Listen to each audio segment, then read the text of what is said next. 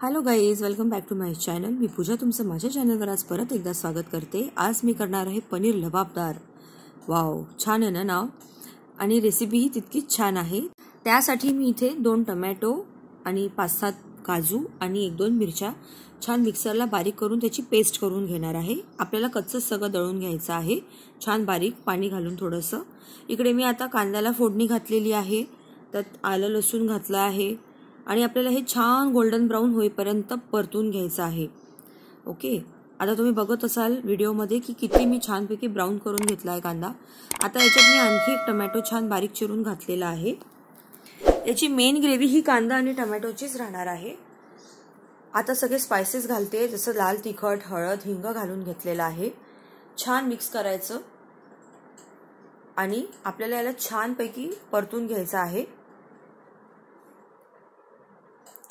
ही भाजी खूप सुंदर लागते. ही बऱ्याच प्रकारे बनवता येते, पण मी सगळ्यात सोपी ही तुम्हाला रेसिपी याची सांगते आहे. हे बघा, आपली पेस्ट जी आपण करून ठेवली होती, आता त्याच्यामध्ये आपण काजू, टोमॅटो आणि मिरची घातलेली आहे.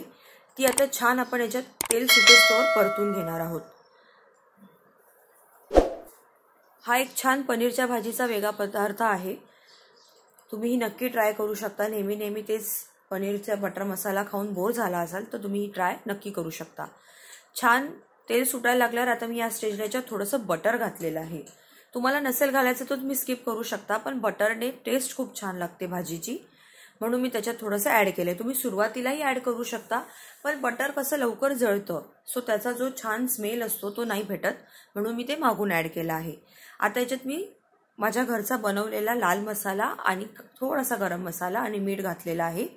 परत त्याच्यात थोडंसं पाणी ॲड करून आपण त्याला छान परतून घेतलेलं आहे. आता आपल्याला पनीर करून घ्यायचं आहे फ्राय, सो त्याच्यासाठी मी तेलात जिरं आणि थोडंसं काश्मीरी लाल मिरचीचं तिखट घातलेलं आहे रंगासाठी. आणि आता पनीरचे पीसेस मी इथे छान क्यूब करून घेतले आहेत.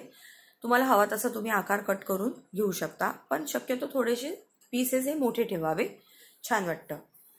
याला एक 2 ते 3 मिनिट परतून घेणार आहोत आपण. आणि आता आपण केलेली ग्रेव्ही आता याच्यात ॲड करणार आहोत. तुम्ही बघत असाल किती सुंदर रंग आलाय आपल्या भाजीला. भयंकर सुंदर लागते ही भाजी. तुम्ही नक्की ट्राय करा ही रेसिपी. आता त्याला छान परतल्यानंतर याच्यात आपण शेवटला कसुरी मेथी घालणार आहोत, कारण सगळं आपलं छान शिजलेलं आहे. आणि मी माझी घरची थोडीशी याच्यामध्ये मलाई सुद्धा घातलेली आहे. खूप रिच अशी भाजी आहे, कारण याच्यात काजूचा यूज केला आहे आपण.